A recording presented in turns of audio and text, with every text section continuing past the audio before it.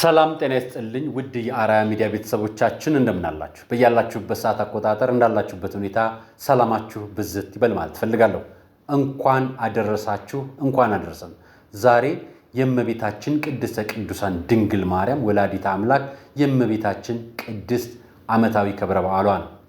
ለዚች ቀን እንኳን አደረሳችሁ። እመቤታችን ምንድን ነው የምንላትኛ? ጽላት የተሸከመች ታቦት አይደለች እመቤታችን ለሁላችን።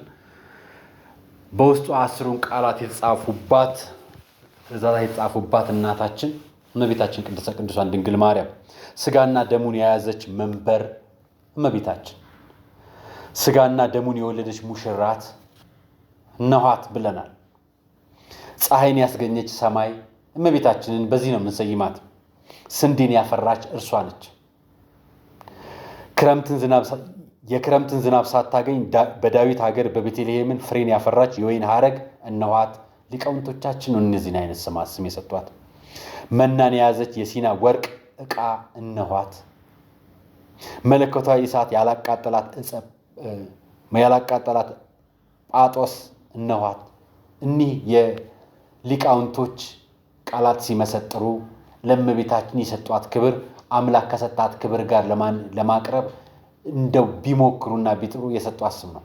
እልፍ ነው ስሟ፣ ሺህ ነው ሀገሯ፣ ሁሉ ልጆቿ ናቸው። ሁላችን ደግሞ እናታችን ነች እንላታለን። እንኳን ለእመቤታችን ቅድስተ ቅዱሳን የግሸን ማርያም ዓመታዊ ክብረ በዓል እንኳን አደረሳችሁ፣ እንኳን አደረሰን። ዛሬ እጅግ በጣም ደስ የሚያሰኝ የምስራች ዜና ይዤላችሁ መጥቻለሁ። ሌላኛው ደግሞ ከእመቤታችን ጋር ተያይዞ ነው። ሁለቱም የምስራቹንም ሀዘኑንም አቀርበላችኋለሁ። በቅድሚያ የምስራቹን ልንገራችሁ።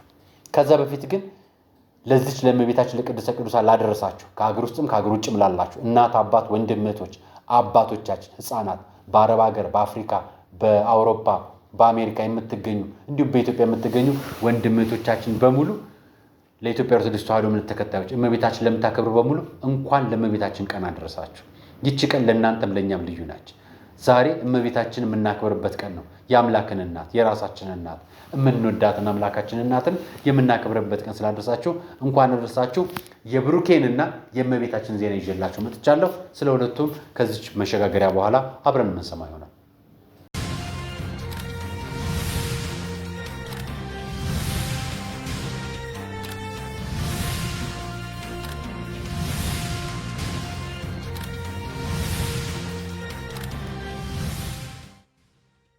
አመሰግናለሁ። የዛሬው መረጃ አንደኛው ባሮክ ከእስር ተፈቷል።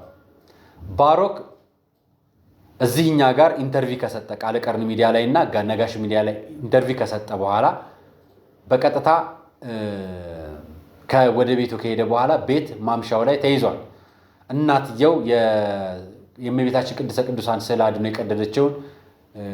የቀደደችውን ልጅ እናት ቤት ሄዱ ስላናገረ ማህበራዊ ሚዲያ በዛ በተከፈተበት ዘመቻ ምክንያት ባሮክ ታስሯል።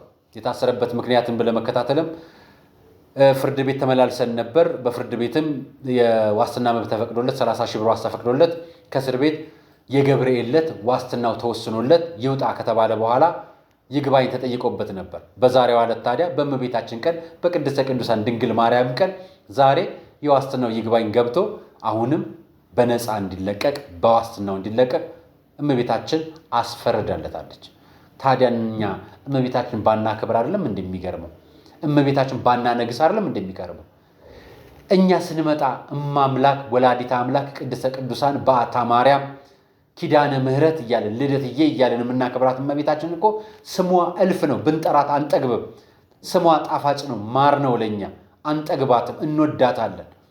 እመቤታችን በማክበራችን በመውደዳችን ሌሎቻችሁ ለምን ትቀናላችሁ ብለን መጠየቅ እንችላለን። እኛን የወደድናት ውድዷት ብለን አላስገደድናችሁ። እኛ ለወደድናት፣ እኛ ለጠበቀችን፣ እኛ ላቀፈችን፣ ስለኛ ላለችን እናታችን ታዲያ ለምን ትበሳጫላችሁ? ዛሬ ይኸው በመላው ኢትዮጵያ በመላው ዓለምም እየተከበረች ነው። ጀርመን ፍራንክፈርት ላይ ደግሞ ቀጣይ መስከረም ላይ ትከብርላችኋለች።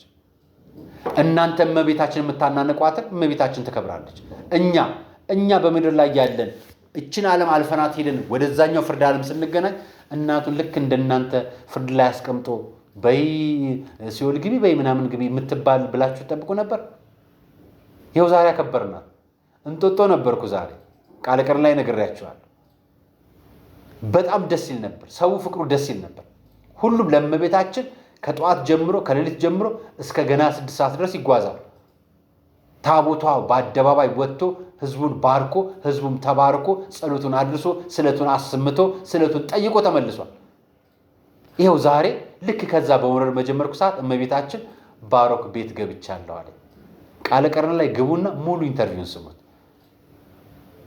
ባሮክ በራሷ አንደበት አመስግኗቸዋል። እናንተ ጸሎት ላደርጋችሁለት ለእመቤታችን ለቅድስተ ቅዱሳን ድንግል ማርያም ለአምላክ እናት ደግሞ ዛሬ የሐዋርያቱና የሰማዕታቱ ቃል ኪዳን ይችን እንደ በረከት ፍሬ ከቆጠረችልኝ እመቤቴ እንደው በጣም አመሰግናለሁ። በቻላችሁት አቅም ደግሞ ጸሎት አድርጉ፣ ሀገራችን ያለችበት ክፉ ዘመን ላይ ነው ሲል መልእክቱን አስተላልፏል። ቃለ ቀርን ላይ ገብታችሁ ይዩትና ወደ ሌላኛው መረጃ ይልግባላችሁ። እንኳን ደስ ያለ ባሮክ ወንድማችን። ዛሬም ለኦርቶዶክሳውያን ድምፅ እንሆናለን። አናቆም የማናቆመው ህይወት ስለሚቀጥል ነው። ስለዚህ ዛሬ ሌሎች መረጃዎችን ልንገራችሁ። ስቱዲዮ ቀየር አድርጌ ነው ዛሬ መጣሁላችሁ። ሁለተኛው መረጃ እጅግ አሳዛኝ ዜና ነው። አሳዛኙ ዜና ልንገራችሁ፣ ከዛን ወደ ግሸን እንሄዳለን። አሳዛኙ ሰበር ዜና የት መሰላችሁ? በእመቤታችን ቅድስተ ቅዱሳን ድንግል ማርያም ክብረ በዓል ለማክበር የሄዱ 23 ሰዎች የቆሙበት መሬት ተንዶ ሞተዋል። 23 ሰዎች አርፈዋል። ነፍስ ይማር። ይህ ቦታ የተፈጠረው ሙክታሮቪች ነው ይህን መረጃ ያጋራኝ። ከዛ በኋላ ሌሎች መረጃዎችንም እነ ኢትዮ ኤፍኤም 107.1 ሌሎችም መረጃዎችን እያጋሩት ይገኛሉ። እነ ጉርሻ ቲዩብም እያጋሩት ይገኛሉ። መረጃውን የክልሉ ኮሚኒኬሽን አጋርቶታል። በተለይ የሸንኮራ ወረዳ ይህን መረጃ አጋርቷል። በአማራ ክልል ምንጃር ሸንኮራ አረርቲ ማርያም ቤተክርስቲያን ዓመታዊ ክብረ በዓል አስመልክቶ ከጠዋቱ 2:45 ላይ እየተሰራ ያለው ቤተክርስቲያን እየተጎበኘ ባለበት ሰዓት ለፊኒሺንግ ስራ የተረበረበ የእንጨት ርብራቦች ተደርምሶ ከ23 ሰዎች በላይ 23 ሰዎች እንደሞቱና ብዙ ሰዎች ጉዳት እንደደረሰባቸው መረጃው ያሳያል። ሰዎችም በሰው ኃይል እየወጡ እንደሆነና መንግስት አካላት ላይ ቀይ መስቀልን ጨምሮ ከፍተኛ ትብብር ጥሪ በክልሉ ኮሚኒኬሽን ቢሮ መግለጫ ወጥቷል። እስካሁን በአስከሬን የወጣ ሲሆን የአረርቲም የሚገኙ ሙሉ የመንግስትና የግል ጤና ተቋማት በሙሉ የተጎጂና የአስከሬን በተጎጂ ወገኖችና በአስከሬን ሞልቷል ተገኝቷል ብለዋል። ይህን መረጃ አጋርቷል። እንግዲህ በዚህ ቀን ክፉም ዜና የምስራችንም ሰምተናልና ወንድሞቻችን እህቶቻችን በዛ ቦታ ላይ ላረፋችሁ እመቤታችን ትቁምላችሁ፣ ነፍሳችሁን በአጸደ ገነት ታኖርላችሁ፣ እግዚአብሔር ምሕረቱን እንዲረዳችሁ ምልጃ ትቁምላችሁ። ለተጎጂ ቤተሰቦች ደግሞ መጽናናትን ያድልልን። እዛ ምንጃር አረርቲ ማርያም ለምትገኙ ወገኖች ወይ ደግሞ በዛ አቅራቢያ የምትገኙ ክርስቲያኖች ደግሞ ቤተሰቦችን ወገኖችን ለመርዳት በአቅራቢያው ከጸጥታ አካላት ከመንግስትም ተቋማት ጋር በመሆን ትብብር እንድታደርጉ በዚያው አጋጣሚ ጥሪያችንን እናስተላልፋለን። የሚያሳዝን ዜና ነው እና አይነት ዜናዎችን በመስማታችን። ሌላኛው መረጃ የማጋራችሁ መረጃ የግሸን ይሆናል። በቀጥታ ዛሬ ክብረ በዓሉ የሚከበርበት ግሸን ነው የምወስዳችሁ። ግሸን ደብረ ከርቤ ማርያም ዓመታዊ ክብረ በዓል እየተከበረ ነው። ይህ የምታዩት ፎቶዎች ግሸን ደብረ ከርቤ የሚከበርበት በዓል ሰዓት ላይ የተገኙ ናቸው።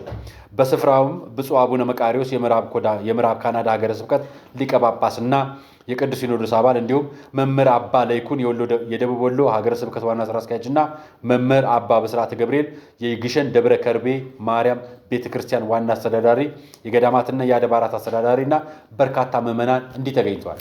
ተመልከቱ። ደስ አይልም? እመቤታችንን ለማክበር እልፍ ሆነው ባንዲራ ይዘው መለያ አድርገው የኢትዮጵያ ኦርቶዶክስ ተዋሕዶ ቤተክርስቲያን መለያ የሆነውን አርማ አድርገው ሁሉም ወጥተዋል። ምዕመኑ ነጭ ለብሶ እመቤታችን ሊያከብር ወጥቷል። እመቤታችንን ለማናናቅ የሞከሩት በዚህ ዓመት ነው አይደል?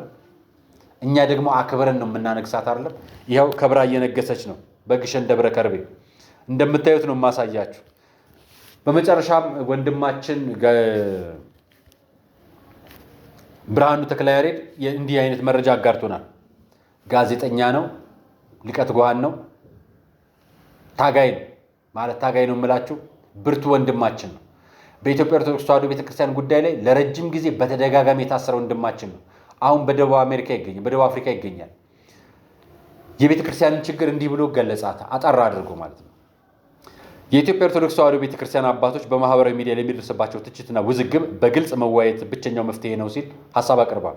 ሐሳቡ ለሁላችንም ይጠቅማል ስንል እኔ ደግሞ እንደዚህ አጋርቻችኋለሁ ለእናንተ። የትችቶቹ ምንጮችና ባህሪያቶችን ሲል በአራት ከፍሏቸዋል። የከፈለባቸው ምክንያት በማህበራዊ ሚዲያ ላይ የሚስተዋሉ ውዝግብና ውስብስብ ሲሆን በዋናነት በአራት መንገዶች ይገለጻሉ ሲል ገልጿቸዋል፣ አብራርቷቸዋል። አንዳንድ አባቶች ውስጣዊ ግጭትን፣ ፉክክርን አንዳንድ ጊዜ ትችቱ የሚመነጨው በአንዳንድ አባቶች መካከል በሚፈጠር ፉክክር ነው፣ ደፍረን እውነታውን ካልተቀበልን በስተቀር ይላል። አባቶች እርስ በርስ ለመወነጃጀልና ስም ለማጥፋት በድብቅ ማህበራዊ ሚዲያ አካውንት በማስከፈት የሚዲያ ጦር በማዝመትና በመወራወር መጀመራቸው እሙን ነው ሲል ይህ የቤተ ክርስቲያን ልጅ በአደባባይ ገልጾታል። ስለዚህ እንደ ፖለቲከኞች አባቶቻችን የራሳቸውን ፌስቡክ፣ የራሳቸው የሆነ ቲክቶክ፣ የራሳቸው የሆነ ዩቲዩብ እየተጠቀሙ እርስ በርስ አንዱ ላይ ዘመቻ በመክፈት ነው ጦርነቱ ያለው። ይሄ ነው የአንዱ መጨቃጨቃ መንስኤ ሲል ነው ያነሳው። ሌላኛው የምዕመናን ቁጭት ይለዋል። በጎ ሐሳብ ያላቸው። ሁለተኛው መንገድ ደግሞ ለቤተ ክርስቲያን በቅንነት ከሚያስቡ ኦርቶዶክሳውያን የሚመጣ ነው። እነዚህ አካላት የቤተ ክርስቲያን ችግሮች በብዙ ባስጨነቋቸው ጊዜና ሁሉ አባቶቻችን ዝም በይሉ ጊዜ በሚል ስሜት ቁጭት ነገሮችን ወደ ማህበራዊ ሚዲያ በማውጣት መፍትሄ እንዲፈለግ ይጮሃሉ። ሰሞኑን ባሮክ ያደረገው ነገር ማለት ነው። ነገር ግን እነዚህ ነገሮች ማድረግ የሚገባቸው አባቶቻችን ናቸው ብለን ደጋግመን ነግረናል። አሁንም እንናገራለን። እነዚህ አይነት ነገሮች ነገ ደግሞ ብዙዎቻችን ይህን ነገር ማድረጋችን አይቀርም። ስለ ቤተክርስቲያን በቁጭት የሚናገሩ ብዙ ማህበራዊ ሚዲያዎችን አውቃቸዋለሁ። እኔ ራሴ ወዳጆች ይሆን ብዙዎች ደግሞ ወገን ሳይድ ይዘው የሚናገሩ እንዳለ አውቃለሁ። ብርሃኑም የተናገረው ያንን ነው። ሳይድ ይዘው የሚናገሩትን ሆነ ተብሎ እነዚህ ሆነ ብለው ቡድን ከፍተው የአንደኛው ወገን ሆኖ ሌላኛው ጥቃት የሚፈጽሙ ናቸው ሲል ነበር የገለጸው። ሌላኛው የውጭ አካላት ሴራ ነው። ሶስተኛውና አሳሳቢው ደግሞ ኦርቶዶክሳውያን ካልሆኑ ወገኖች የሚመጣ ነው። ዓላማቸውን በቤተ ክርስቲያኗን ለማሳጣት፣ ለማበጣበጥና መከፋፈልን ለመፍጠር ነው ያለመ ነው። እነዚህ ጉዳዮችን ደጋግመን ነግረናቸዋል። የውጭ አካላት ሴራ በጣም አለበት። የውጭ አካላት የምንለው ከቤተ ክርስቲያኗ ውጪ ነው። ከሀገር ውጭም ሀገር ውስጥም ያሉ ማለት ናቸው። እነዚህ አካላት አንዴ አንዳቸውን መምህር፣ አንዴ አንዳቸውን አባት፣ አንዴ አንዳቸውን ንግግር ሲደግፉ መታያቸው። ጉዳዮችን ከፖለቲካ አንጻር የሚያዩ ጉዳዮችን ከሆነ ወገን አንጻር ከራሳቸው ወገን አንጻር እያዩ የቤተ ክርስቲያኗ መከፋፈል የሚሰሩ ናቸው። እነዚህ አካላት አደገኛ ናቸው ሲል ገልጸዋል። ሌላኛው ደግሞ በገንዘብ ፈላጊዎች ምክንያት ነው። አራተኛው ደግሞ የቤተ ክርስቲያን ጉዳይ እንደ ንግድ የሚጠቀሙ ኦርቶዶክሳውያን ናቸው። አንዳንዶቹ ሀሳባቸውን በስብሰባ ወይም በንግግር በማሳመን ያልቻሉ የድብቅ አካውንት ባለቤት የሆኑ የቤተ ክርስቲያኗ ኃላፊዎች ሌሎኞቹ ተዋህዶ እናቴ በሚል ፉከራቸውን ጥቅማቸውን ለማስከበር የቆሙ ወንድሞች በቤተ ክርስቲያን ስም ገንዘብ ለመስራት በማሰብ ውዝግቦችና ትችቶችን ያላግባብ ያጦፋሉ። ለምሳሌ ልንገራችሁ። የስውሯ ማርያም ጉዳይን ያነሳሉ። ከዚህ አንጻር ነበር አለ ስውሯ ማርያም የተሸጠች ቤተክርስቲያን ነች ብለናችሁ ነግረናችሁ ነበር። አንዲት ሴት ገዝተዋለች ብለናችሁ ነበር። ያኔም አይደል ያልናችሁ ለምን ነበር? ያቺ ሴት ቤተክርስቲያን ያለው አባቶችን በገንዘብ ትዘውራቸዋለች፣ ትገዛቸዋለች፣ ትነዳቸዋለች። ልክ እንደዚህ ፕሮቴስታንትም ሙስሊምም የሆኑ የቤተክርስቲያን ልጆች ያልሆኑ ሰዎች ተቀጥረው ለጉዞ ማህበራት ጉዞ አስጓዥ በመሆን ቤተክርስቲያን ላይ ገንዘብ ጥቅም ለማግኘት ሲሉ ሰዎች ቀጥረው ሰባኪያንን ወይ ደግሞ ማህበራዊ ሚዲያ ላይ የቤተክርስቲያን ልጆችን ቀጥረው ፌስቡክ እየከፈሉና ዩቲዩብ ላይ እየከፈሉ ጉዳይ የሚያስወነጭፉና አጀንዳ የሚያስደርጉ አባቶች እነዚህ አይነት ሰዎች አሉ። በገንዘብ ቤተክርስቲያን የሚነዷት። ለእነዚህ ብቸኛው መፍትሄ ሲል ያቀረባቸው ውስብስብ የሆኑ ችግሮች ዋነኛው መፍትሄ የቤተክርስቲያን ችግሮችን በግልጽ መወያየት ካልሆነ በስተቀር መፍትሄ አይመጣም። አንደኛው አባቶቻችንም ጋር ምዕመኖችም ጋር እነዚህ ገንዘብ ሰብሳቢዎችም ጋር የሚኖረው። ሌላኛው ደግሞ የግልጽ ጥርጣሬን በይፋ ገመናን መናገር እና በግልጽ አምኖ ወደ ውይይት መቅረብ፣ ለመፍትሄው መቅረብ። ይሄንን የአባቶች ቀናነት ይፈልጋል፣ ግልጽኝነት ይፈልጋል። ከጥርጣሬና ከስም ማጥፋት ይከላከላል። ችግሮችን በውስጥ አዋቂነትና በሰከነ መንገድ የመፍታት ልምድ ከተጠናከረ የማህበራዊ ሚዲያው ትኩረት ይቀንሳል፣ የቤተ ክርስቲያኑም ክብር ይጠበቃል። የኛም ጩኸት ነው። የቤተ ክርስቲያን ጥቅም ይከበር፣ ጩኸቱም ይቀንስ ነው የኛም ጩኸት። ስለዚህም ቤተ ክርስቲያን ከአባቶች ምዕመናንና ባለድርሻ አካላት መካከል የሚደረገውን ሐቀኛና ግልጽ ውይይት በማስፋት ለሚነሱ ችግሮች ሁሉ ዘላቂ መንፈሳዊ መፍትሄ መስጠት ትችላለች ሲል ሐሳቡን አቅርቧል። የእመቤታችን ቀን ነው ይሄን ያቀረብኩላችሁ። ለምን መሰላችሁ? እመቤታችን የመፍትሄ እንጂ የችግር አካል ሆና አታውቅም። ስለ አድኗ ሲቀዱባት እኛ ተቆጭተናል፣ ተንገብግበናል አይደለም? ለመፍትሄ ነው።